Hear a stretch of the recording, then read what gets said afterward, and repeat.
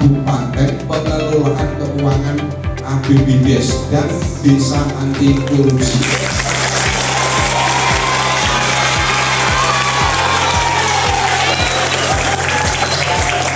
Bangga nggak kalau sampai sebagai anak putra putri Desa Kuangsan bahwa Desa Kuangsan benar-benar anti korupsi?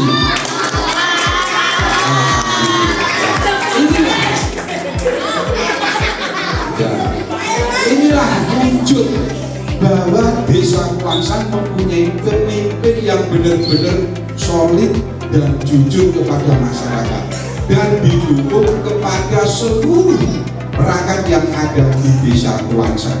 Warga menyetujui, ya, optimis bahwa Desa Kuangsan adalah desa anti korupsi. Nah, dengan adanya Desa Kuangsan juara 1 se-Kabupaten Sidoarjo, maka saya mohon dukungan dan doanya bahwa besok pagi Desa Kuangsan akan dinilai dari tingkat provinsi Jawa Timur. Ya, kita semua harus berdoa.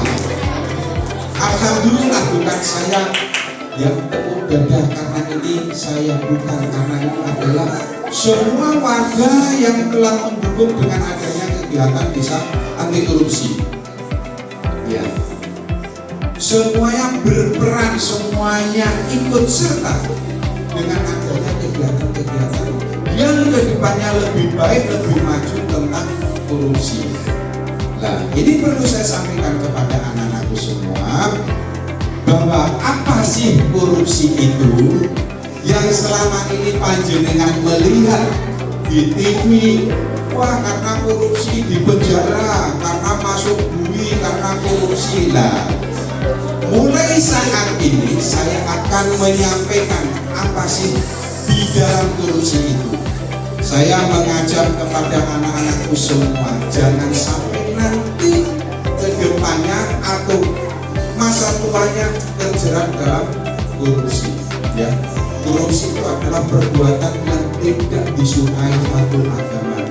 Yang kedua adalah pemerintah melanggar hukum. Apa yang akan terjadi kalau kita melaksanakan atau bertindak sebagai korupsi? Nah, ini yang pertama, maksud dan tujuan saya mengumpulkan panjenengan mengajak anak didik biar tahu korupsi itu apa, langkah apa yang harus kita lakukan. Kalau mulai usia dini, mulai dari umur 7 sampai 12 tahun yang masa umur sebelumnya belum tahu apa sih korupsi. Ayo kita sama-sama. Ya, seperti apa yang disampaikan korupsi adalah sebuah ya, mudah-mudahan anak-anakku semua jauh daripada melakukan korupsi. Ya, yang pertama perlu saya sampaikan, ini disimak. Mudah-mudahan putra putri kita semua menjadi anak yang soleh-soleh. Yang pertama adalah satu, jujur. Dengarkan, jujur kepada siapa saja. Yang pertama, kalau di dalam sekolah, di lembaga pendidikan, jujur kepada bapak ibu guru, jujur kepada kakak kelas, jujur kepada adik kelas, walaupun itu adikmu, kamu harus jujur. Ya, jujur kepada lingkungan yang ada di lembaga pendidikan. Perbuatan inilah ya, terutama jujur. Kalau anak-anakku mulai saat ini tidak jujur, ya, apa yang akan terjadi? Kejujuran adalah perbuatan yang terbaik. Ya. Disukai Gusti Allah, disukai disenangi bapak ibu guru, disukai teman-teman baik dalam kelas, kakak kelas maupun adik kelas. Saya mohon kepada anak-anakku semua, satu adalah jujur, jangan bohong. Bohong itu adalah merugikan orang lain, perbuatan dosa. harus jujur, tidak boleh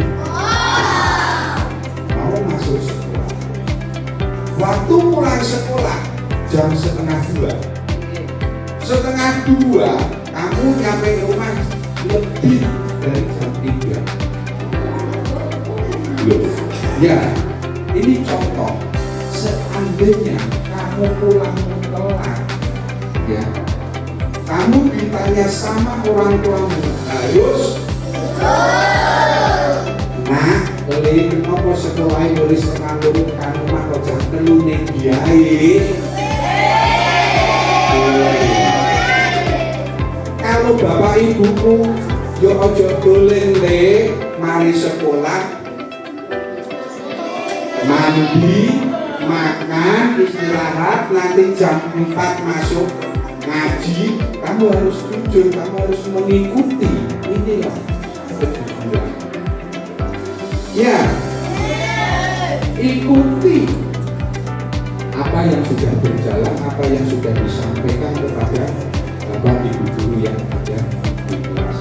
Mau anak-anak jujur semua? Mau? Siapa yang suka bohong sama orang tua maupun sama bapak ibu guru? Tidak boleh bohong. Terus supaya kita menjadi anak yang soleh-solehah, kita harus jujur, ya. Janji ya. Yang kedua adalah disiplin. Ya, ini perlu disiplin.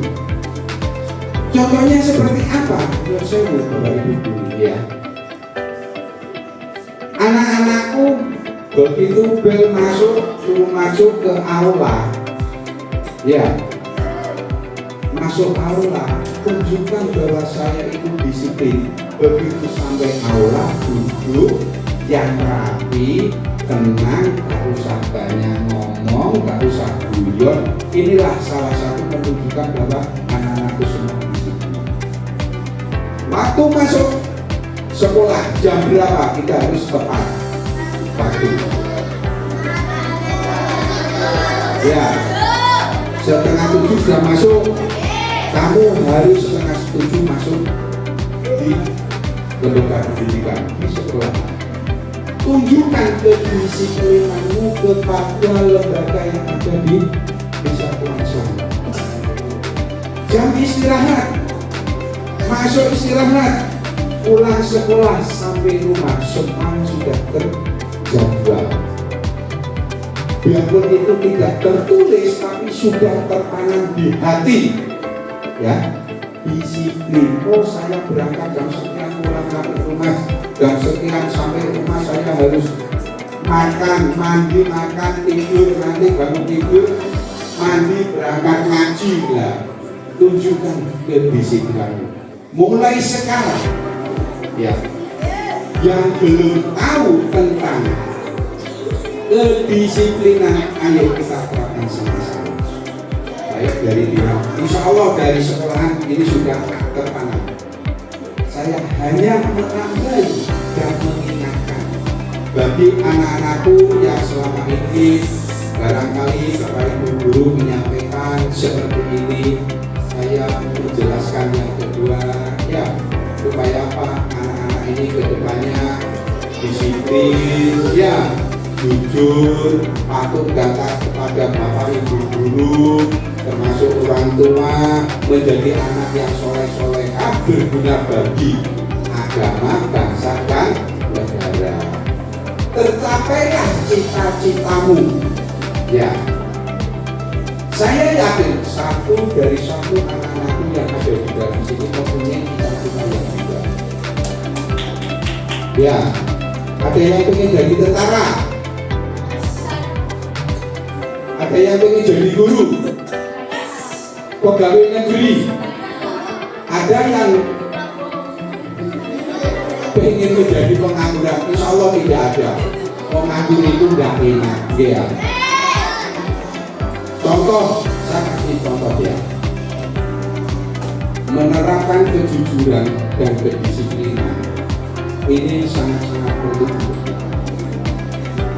Diam, semuanya diam. Saya ya. Nanti kalau saya diam, sampai tak boleh ngomong, harus bisa. Nah, inilah bentuk kedisiplinan. Ya. Kalau anak-anakku semua sudah disiplin, apa yang disampaikan orang yang ngomong atau bicara di depan harus tidak ngomong sendiri-sendiri. Ayo kita sama-sama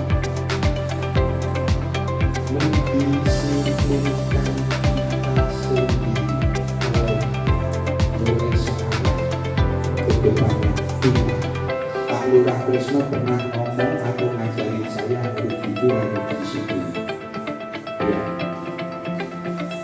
Ini kita ingat supaya masa depan kita, cita-cita kita semuanya tercapai. Jelas? Bisa dimengerti? Yang terakhir, yang ketiga, tanggung jawab. Tanggung jawab orang tua kepada anak itu pasti, karena orang tua terhadap. Tapi anak harus bertanggung jawab kepada siapa? Kita kembali kepada tanggung jawab. Satu adalah diri kita sendiri. Pertanggungjawaban itu apa saja? Banyak. Ya, dalam lingkungan pendidikan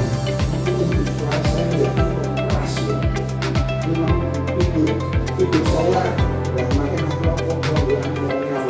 ya, mohon maaf ya, saya tidak memarahi, tapi saya mengajak anak-anakku semua bagaimana sejujurnya, apakah itu salah satu yang dua tadi juga sampaikan, yang terakhir adalah tanggung jawab.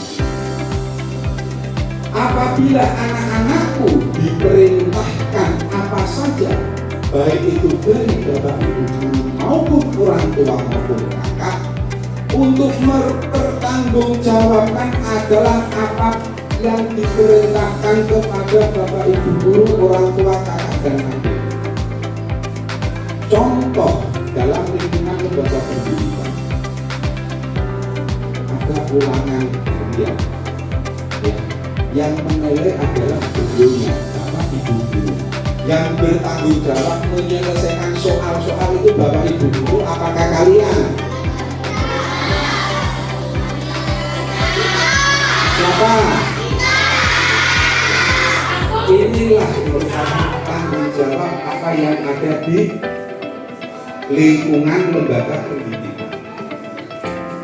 Kalau anak-anakku semua disuruh kerja bakti membersihkan lingkungan, ya, pernah nggak disuruh seperti itu? Yang menyuruh siapa? Hah? Yang menyuruh siapa? Yang jelas bapak ibu guru. Kira-kira sampai dasarnya akhirnya duwewe itu apa?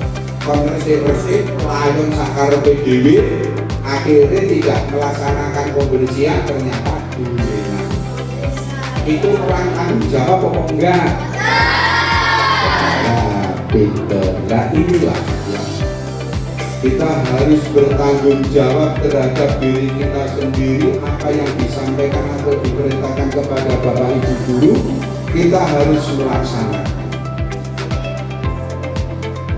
Saya punya prinsip, ya, ini pertanggungjawaban untuk kita. Saya kasih contoh satu. Dengarkan sini. Ada yang pernah nyapu rumah, ngepel rumah? Pinter. Saya kasih konsep. Ya, itu dengarkan. Ini ada konsep baik untuk anak-anak semua. Kalau sampean sudah melaksanakan nyapu, ngepel, sampean perlu tenaga bukan? Perlu ya? Perlu alat ya? Perlu melihat hasil kerjamu enggak?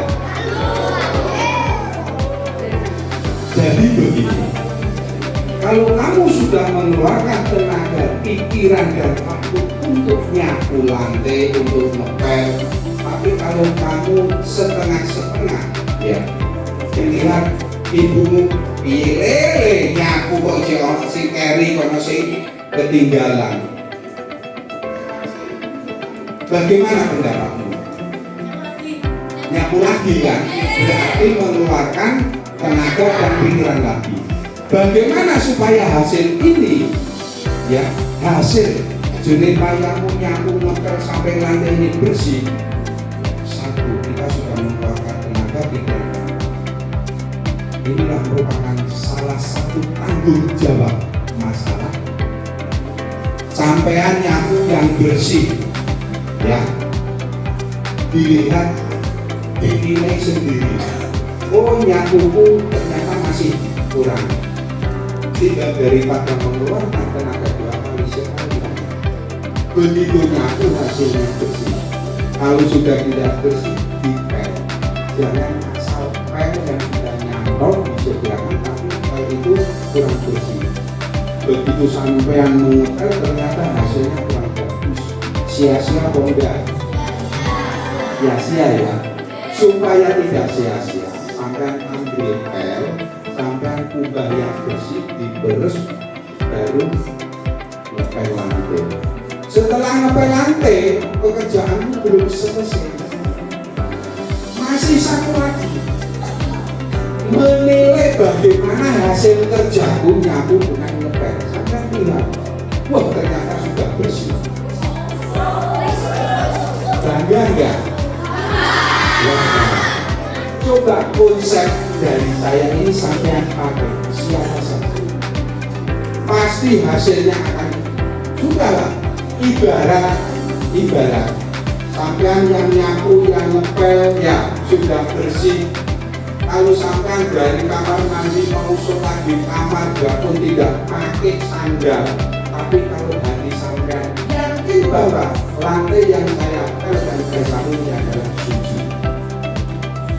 Jadi tidak ada keraguan karena hasil kerja. Nah inilah merupakan tanggung jawab apa yang ada di diri kalian sendiri. Jelas ya. Untuk kedepannya bagaimana kalian membahasnya? Karena waktunya tidak lama ya. Di sini saya harus ke sekolah-sekolah itu karena kita yang pengertian biar ya. Jadi saya kembali lagi, ayo kita sama-sama mulai ya, mulai dulu kita belajar jujur. Yang kedua, tanggung jawab. Yang ketiga,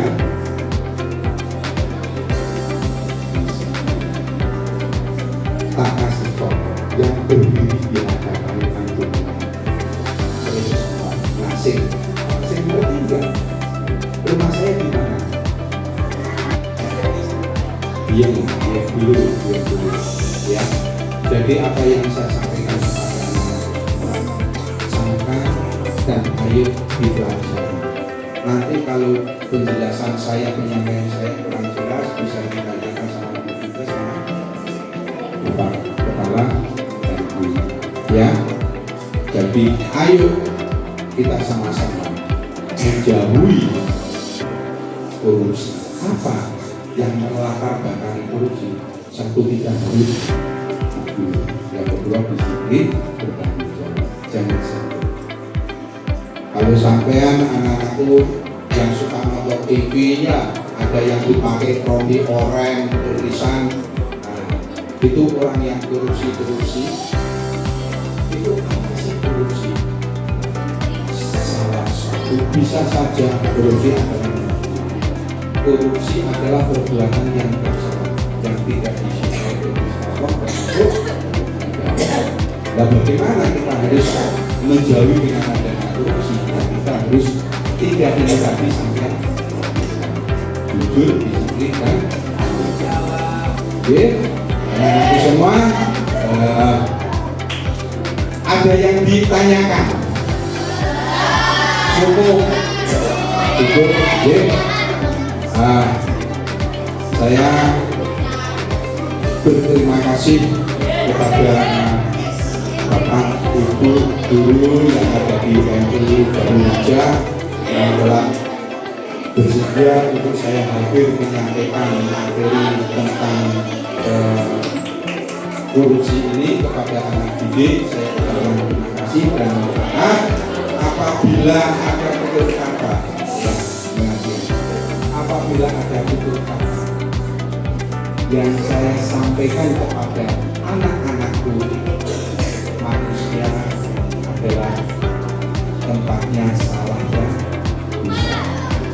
Ya, saya mohon maaf kepada teman-teman semua, wabil khusus Bapak Kepala Sekolah MI Garunajah beserta guru, ibu-ibu bidan dan lainnya yang hadir maupun yang tidak hadir. Saya mohon maaf dan terima kasih. Yang paling akhir, ingat pesan dari saya menjauhi korupsi. Yang pertama adalah, yang kedua adalah, yang ketiga adalah, tiga ini harus sampai pegang supaya menjadi anak yang soleh dan solehah. Amin. Demikian Ibu, anak-anakku semua yang bisa saya sampaikan kepada anak-anakku dan para guru. Saya akhiri. Wassalamualaikum warahmatullahi wabarakatuh. 1, 2, 3.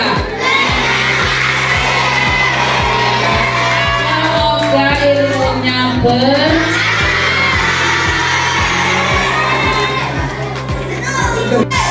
Siap? Desa